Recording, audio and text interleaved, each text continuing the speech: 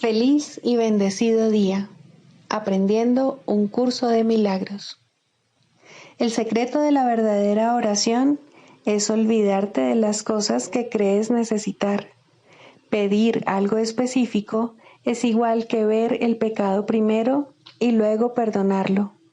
Del mismo modo, al orar pasas por alto tus necesidades específicas, tal como las ves, y las dejas en manos de Dios. Ahí se convierten en los regalos que le haces, pues le dicen que no antepondrás otros dioses a Él, ni que quieres otro amor que el suyo.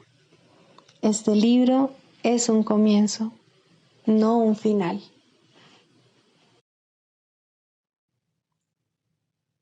Del prefacio, que postula, párrafo 3. Del conocimiento y de la percepción surgen dos sistemas de pensamiento distintos que se oponen entre sí en todo. En el ámbito del conocimiento no existe ningún pensamiento aparte de Dios, porque Dios y su creación comparten una sola voluntad. El mundo de la percepción, por otra parte, se basa en la creencia en opuestos, en voluntades separadas y en el perpetuo conflicto que existe entre ellas y Dios. Lo que la percepción ve y oye parece real porque sólo admite en la conciencia aquello que concuerda con los deseos del perceptor. Esto da lugar a un mundo de ilusiones, mundo que es necesario defender sin descanso, precisamente porque no es real. Introducción. Este es un curso de milagros, es un curso obligatorio. Solo el momento en que decides tomarlo es voluntario. Tener libre albedrío no quiere decir que tú mismo puedas establecer el plan de estudios. Significa únicamente que puedes elegir lo que quieres aprender en cualquier momento dado. Este curso no pretende enseñar el significado del amor, pues eso está más allá de lo que se puede enseñar. Pretende, no obstante, despejar los obstáculos que impiden experimentar la presencia del amor, el cual es tu herencia natural. Lo opuesto al amor es el miedo, pero aquello que todo lo abarca no puede tener opuestos. Este curso puede, por lo tanto, resumirse muy simplemente de la siguiente manera. Nada real puede ser amenazado. Nada irreal existe. En esto radica la paz de Dios. Capítulo 1. El significado de los milagros. Primero, principios de los milagros. Principio 9. Los milagros son una especie de intercambio. Como toda expresión de amor, que en el auténtico sentido de la palabra es siempre milagrosa, dicho intercambio invierte las leyes físicas. Brindan más amor tanto al que da como al que recibe.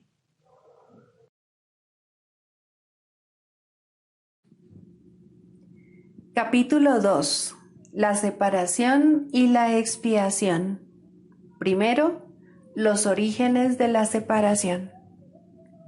La capacidad de extenderse es un acto fundamental de Dios que Él le dio a su Hijo.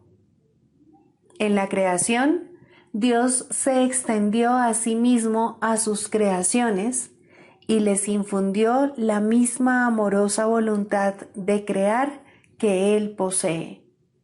No solo fuiste plenamente creado, sino que fuiste creado perfecto. No existe vacuidad en ti. Debido a la semejanza que guardas con tu Creador, eres creativo. Ningún hijo de Dios puede perder esa facultad, ya que es inherente a lo que Él es, pero puede usarla de forma inadecuada al proyectar. El uso inadecuado de la extensión, la proyección, tiene lugar cuando crees que existe en ti alguna carencia o vacuidad y que puedes suplirla con tus propias ideas en lugar de con la verdad. Este proceso comprende los siguientes pasos. Primero, crees que tu mente puede cambiar lo que Dios creó. Segundo, crees que lo que es perfecto puede volverse imperfecto o deficiente. Tercero, crees que puedes distorsionar las creaciones de Dios, incluido tú. Cuarto, crees que puedes ser tu propio creador y que estás a cargo de la dirección de tu propia creación. Estas distorsiones relacionadas entre sí son un fiel reflejo de lo que realmente ocurrió en la separación o desvío hacia el miedo. Nada de eso existía antes de la separación, ni existe realmente ahora. Todo lo que Dios creó es semejante a Él. La extensión, tal como Dios la emprendió, es similar al resplandor interior que los hijos del Padre han heredado de Él.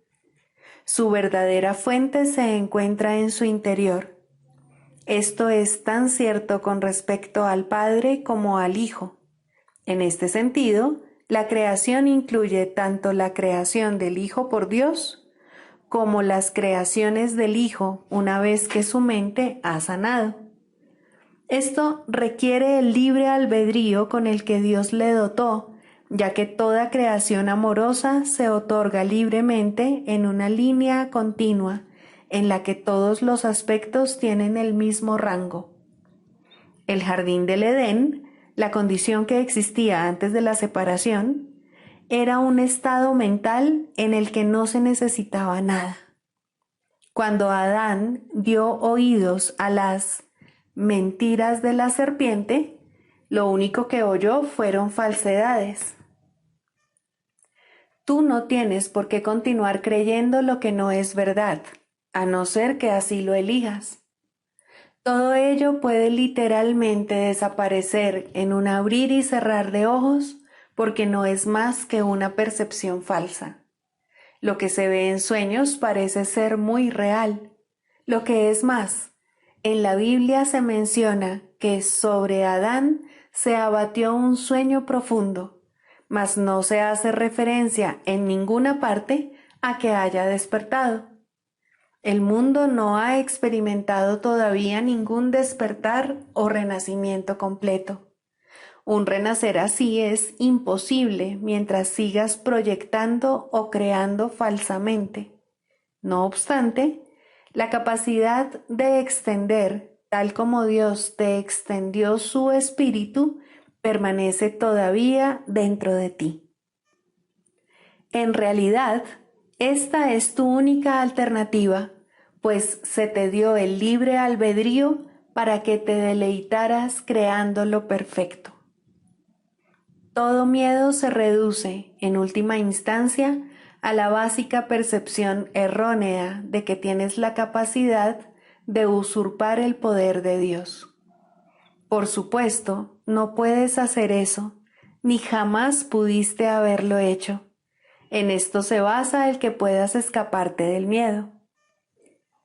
Te liberas cuando aceptas la expiación, lo cual te permite darte cuenta de que en realidad tus errores nunca ocurrieron. Solo después del sueño profundo que se abatió sobre Adán pudo éste experimentar pesadillas. Si de repente se enciende una luz cuando alguien está teniendo un sueño aterrador, puede que inicialmente interprete la luz como parte de su sueño y tenga miedo de ella. Sin embargo, cuando despierte, la percibirá correctamente como su liberación del sueño, al que dejará entonces de atribuir realidad. Esta liberación no se basa en ilusiones. El conocimiento que ilumina no solo te libera, sino que también te muestra claramente que eres libre. Sean cuales sean las mentiras que te hayas creído, para el milagro son irrelevantes, pues puedes sanar cualquiera de ellas con la misma facilidad. El milagro no hace distinciones entre diferentes percepciones falsas. Su única finalidad es distinguir entre la verdad por un lado y el error por otro. Algunos milagros pueden parecer más difíciles de obrar que otros, pero no te olvides del primer principio de este curso. No hay grados de dificultad en los milagros. En realidad, eres perfectamente invulnerable a toda expresión de falta de amor. Estas expresiones pueden proceder de ti o de otros, de ti hacia otros o de otros hacia ti. La paz es un atributo que se encuentra en ti. No puedes hallarla fuera de ti mismo. La enfermedad es una forma de búsqueda externa. La salud es paz interior. La paz te permite mantenerte ecuánime ante cualquier falta de amor procedente de afuera y te capacita, mediante tu aceptación de los milagros, para corregir las condiciones que resultan de la falta de amor en los demás.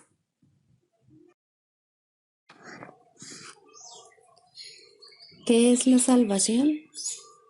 La salvación es la promesa que Dios te hizo de que finalmente encontrarás el camino que conduce a Él, y Él no puede dejar de cumplirla. Garantiza que al tiempo le llegará su fin, al igual que a todos los pensamientos que se originaron en Él. La palabra de Dios se le concede a toda mente que cree tener pensamientos separados, a fin de reemplazar esos pensamientos de conflicto con el pensamiento de la paz. El pensamiento de la paz le fue dado al Hijo en el mismo instante en que su mente concibió el pensamiento de la guerra. Antes de eso, no había necesidad de ese pensamiento, pues la paz se había otorgado sin opuestos y simplemente era. Una mente dividida, no obstante, tiene necesidad de curación, y así, el pensamiento que tiene el poder de subsanar la división pasó a formar parte de cada fragmento de la mente que seguía siendo una, pero no reconocía su unidad. Al no conocerse a sí misma, pensó que había perdido su identidad. La salvación es un deshacer en el sentido de que no hace nada, al no apoyar el mundo de sueños y de malicia. De esta manera, las ilusiones desaparecen.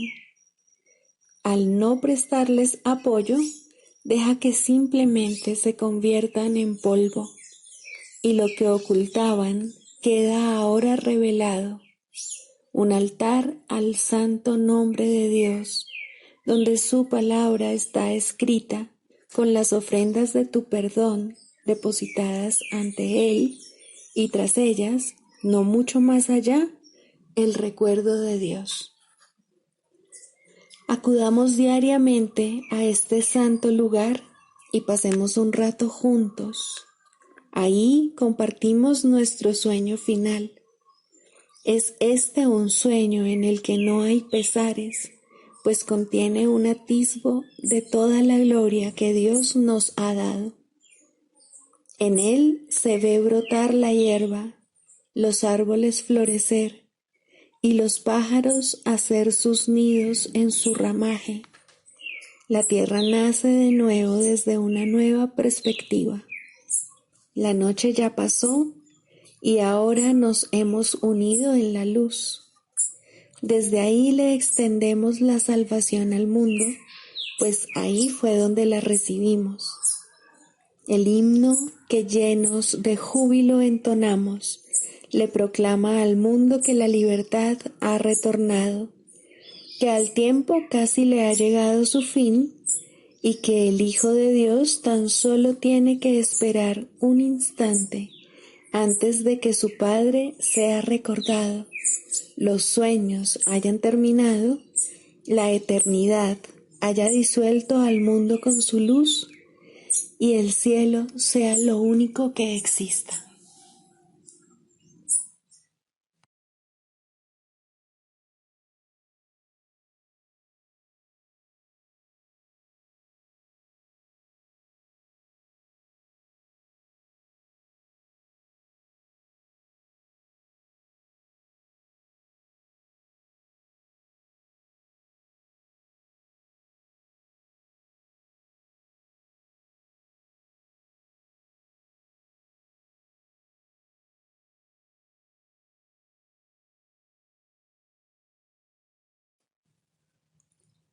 Lección 237.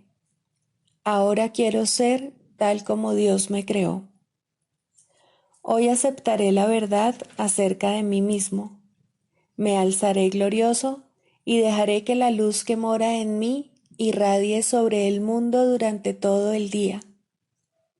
Le traigo al mundo las buenas nuevas de la salvación que oigo cuando Dios, mi Padre, me habla. Y contemplo el mundo que Cristo quiere que yo vea, consciente de que pone fin al amargo sueño de la muerte, consciente de que es la llamada que mi Padre me hace. Cristo se convierte hoy en mis ojos y en los oídos que escuchan hoy la voz que habla por Dios. Padre, vengo a ti a través de aquel que es tu Hijo, así como mi verdadero ser. Amén.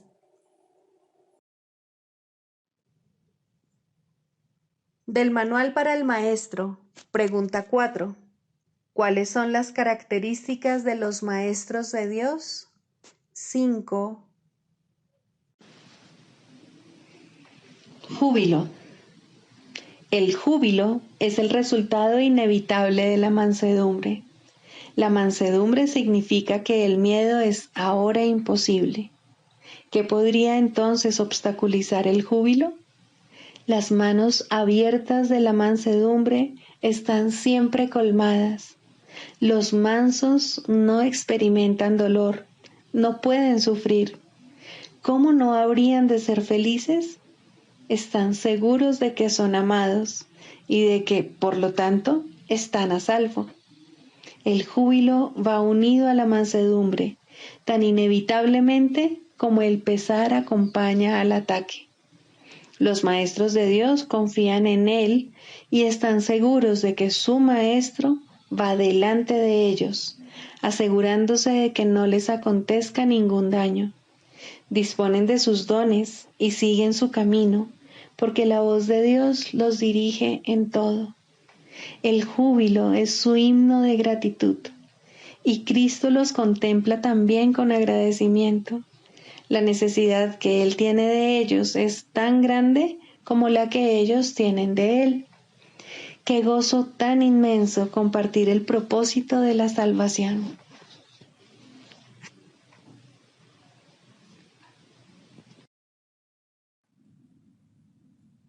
Manual para el Maestro. 25. ¿Son deseables los poderes psíquicos? La respuesta a esta pregunta es muy parecida a la anterior. No existen poderes antinaturales, e inventar un poder que no existe es obviamente recurrir a la magia. Es igualmente obvio, sin embargo, que cada individuo tiene un sinnúmero de capacidades de las que no es consciente. A medida que su conciencia se expanda, es posible que desarrolle capacidades que le parezcan muy sorprendentes. No obstante, nada que él pueda hacer puede compararse en lo más mínimo con la gloriosa sorpresa de recordar quién es. Si deja que todo su aprendizaje y todos sus esfuerzos se dirijan hacia esa gran sorpresa final, no querrá que las pequeñas sorpresas que se puedan presentar en el camino lo retrasen. Ciertamente hay muchos poderes psíquicos que están claramente de acuerdo con los postulados de este curso. La comunicación no se limita únicamente a la reducida gama de canales que el mundo reconoce. Si así fuese, no tendría objeto tratar de enseñar la salvación. Sería imposible hacerlo. Los límites que el mundo le impone a la comunicación son los mayores obstáculos para una experiencia directa del Espíritu Santo, quien siempre está aquí y cuya voz está siempre presta a ser oída. Estos límites se establecen por miedo, pues sin ellos, las paredes que circundan todos los lugares separados del mundo se derrumbarían ante el santo sonido de su voz. Aquel que de alguna manera trasciende estos límites está simplemente volviéndose más natural. No está haciendo nada especial y no hay nada mágico en sus logros. Las capacidades aparentemente nuevas que se pueden adquirir en el camino hacia Dios pueden ser muy útiles. Cuando se le entregan al Espíritu Santo y se usan bajo su dirección, se convierten en recursos de enseñanza muy valiosos. Ante esto, la cuestión de cómo surgen es irrelevante. Lo único que hay que tener en cuenta es el uso que se les da. Si se consideran como fines en sí mismas, independientemente de cómo se haga esto, el progreso se demorará. Su valor no reside tampoco en que prueben nada, ni en que sean logros del pasado, conexiones insólitas con lo invisible o favores especiales de Dios. Dios no hace favores especiales, y nadie tiene ningún poder que los demás no posean.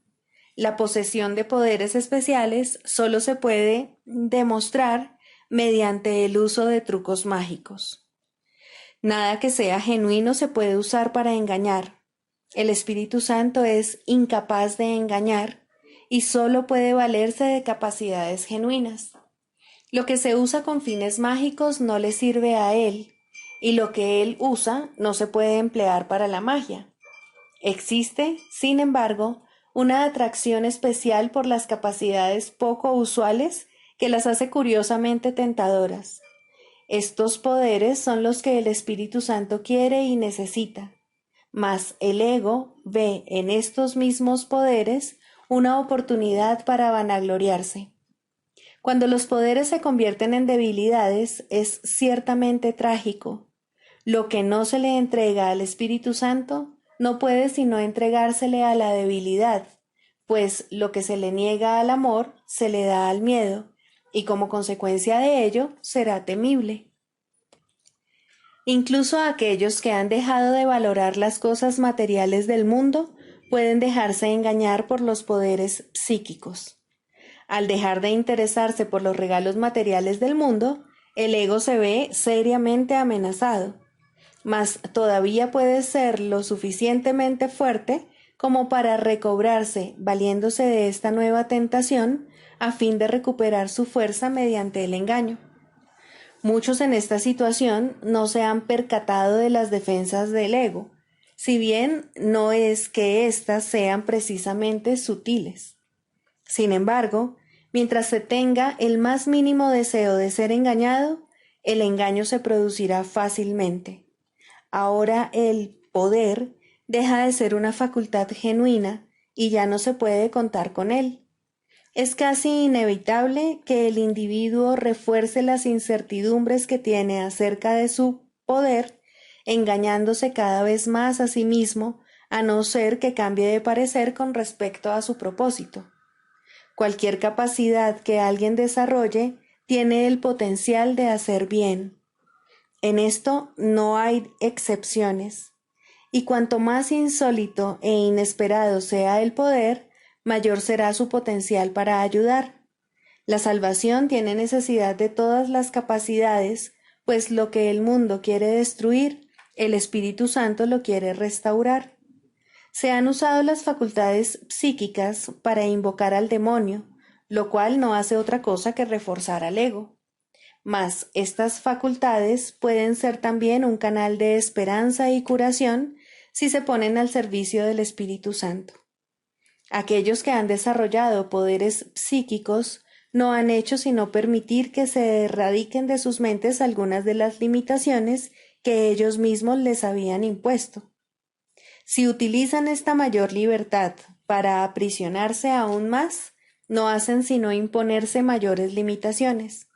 El Espíritu Santo tiene necesidad de esos dones, y quienes se los ofrecen a Él y solo a Él, caminan con la gratitud de Cristo en sus corazones y con su santa visión siguiéndoles muy de cerca.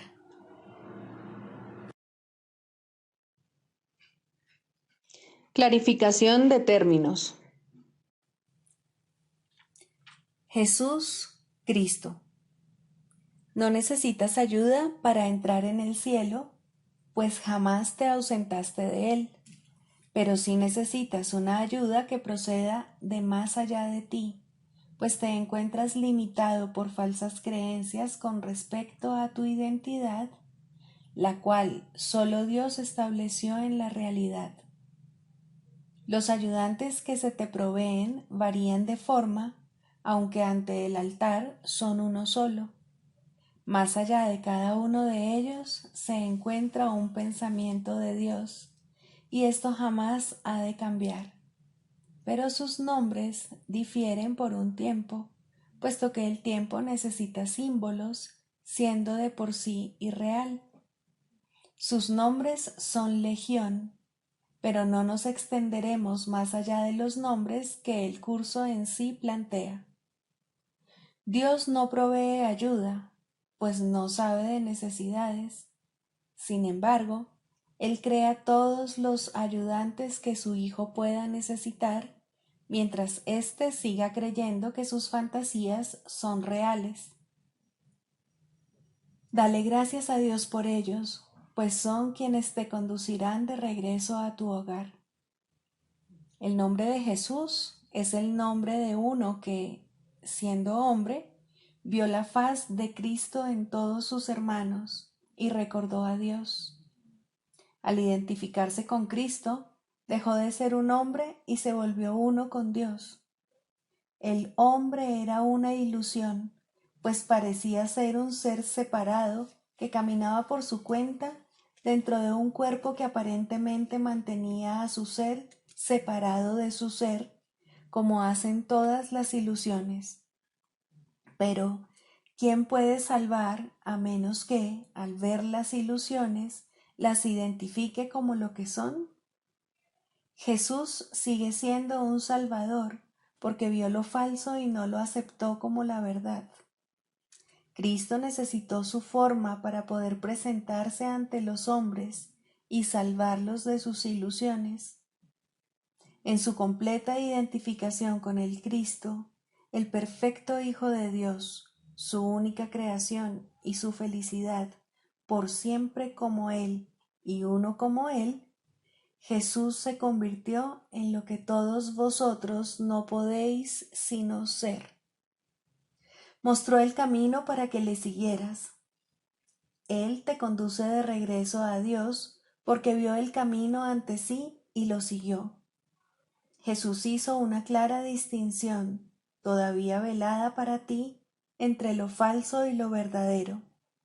Te ofreció una demostración palpable de que es imposible matar al Hijo de Dios y de que el pecado, la maldad, la malicia, el miedo o la muerte no pueden alterar su vida en modo alguno.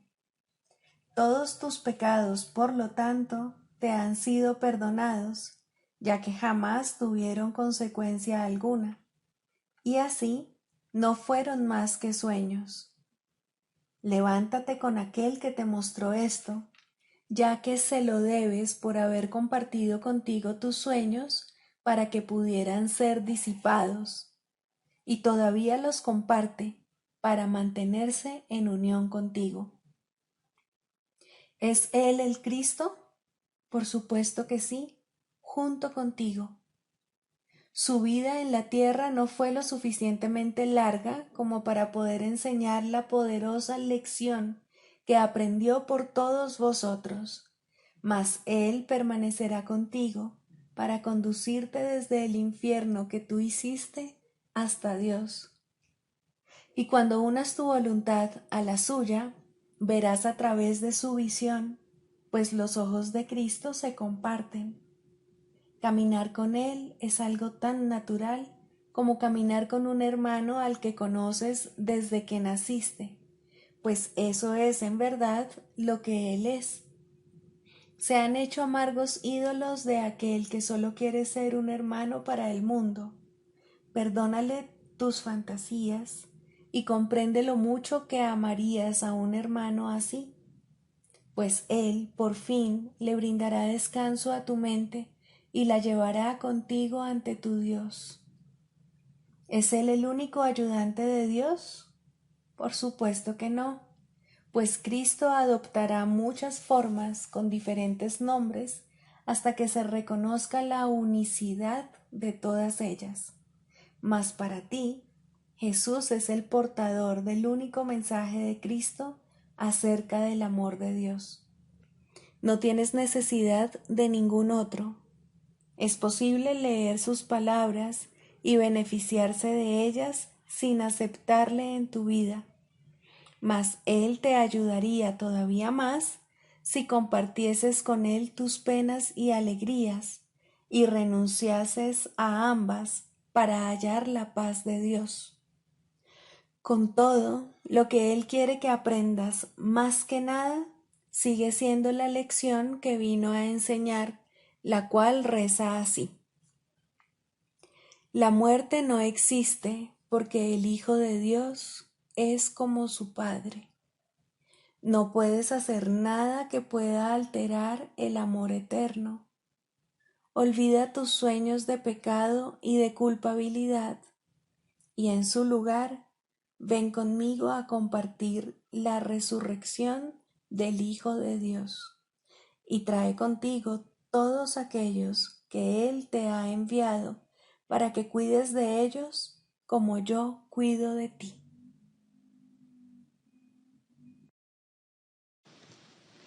Psicoterapia, segundo. El proceso de la psicoterapia. Introducción. La psicoterapia es un proceso que cambia la visión del yo.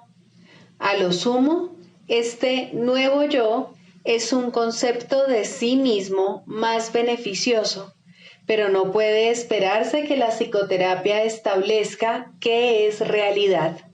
Esa no es su función. Si logra abrirle paso a la realidad, ha alcanzado su máximo éxito.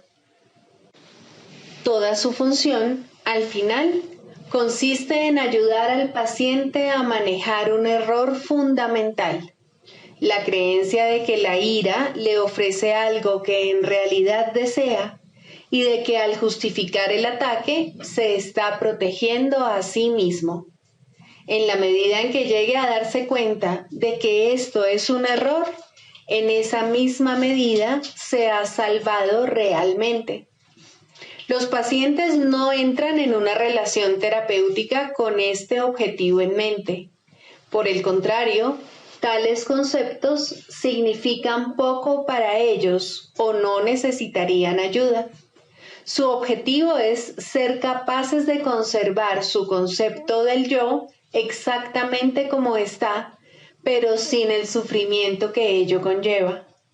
Todo su equilibrio descansa sobre la insensata creencia de que esto es posible, y como resulta tan claramente imposible para la mente sana, lo que buscan es magia.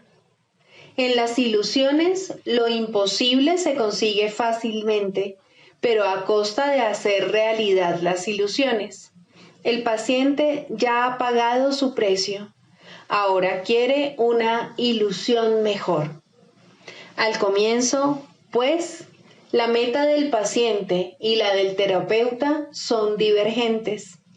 Tanto el terapeuta como el paciente pueden abrigar falsos conceptos de sí mismos, pero aún así, sus respectivas percepciones sobre la mejoría deben ser distintas.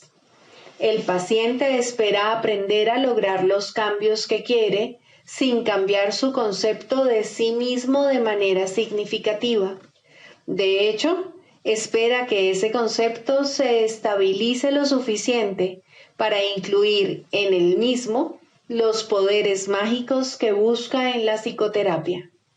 Desea volver invulnerable lo vulnerable e ilimitado lo finito. El yo que ve es su Dios y lo único que busca es servirle mejor. Sin importar cuán sincero pueda ser el propio terapeuta, debe querer cambiar el concepto que el paciente tiene de sí mismo de alguna manera que considera real. La tarea de la terapia es reconciliar estas diferencias. Con suerte, ambos aprenderán a abandonar sus metas originales, pues solo en las relaciones puede hallarse la salvación. Al comienzo, es inevitable que tanto los pacientes como los terapeutas acepten metas irreales que no están completamente libres de matices mágicos. Finalmente, estas se abandonarán en las mentes de ambos. El canto de la oración. Tercero, orar por otros. Dijimos que siempre oras por ti mismo y así es. ¿Por qué entonces debes orar por otros? Y si debes hacerlo, ¿cómo lo debes hacer? Orar por otros, si se ha entendido correctamente, se convierte en el medio para eliminar la culpa que has proyectado sobre tu hermano y poder reconocer que no es él quien te está haciendo daño. Antes de que se te pueda salvar de la culpa, debes renunciar al pensamiento venenoso de que él es tu enemigo, tu malvada contraparte, tu némesis. El medio para alcanzar esto es la oración de un poder creciente y metas ascendentes hasta que finalmente llega a Dios. Las formas iniciales de la oración en los primeros peldaños de la escalera no están libres de envidia y malicia, claman venganza, no amor. Tampoco proceden de alguien que entiende que son peticiones de muerte hechas con miedo por quienes atesoran la culpa. Invocan a un Dios vengativo y es Él quien parece contestarles. Nadie puede pedir el infierno para otro y él mismo librarse de él. Solo aquellos que están en el infierno pueden pedir el infierno. Pero aquellos que han sido perdonados y han aceptado su perdón, jamás podrían orar de esa manera. En estos niveles, pues, la meta del aprendizaje no es otra cosa que reconocer que la respuesta a cualquier oración será idéntica a la forma en que la oración se hizo. Eso es suficiente. A partir de ahí, el paso a los siguientes niveles será fácil. El próximo ascenso comienza con esto.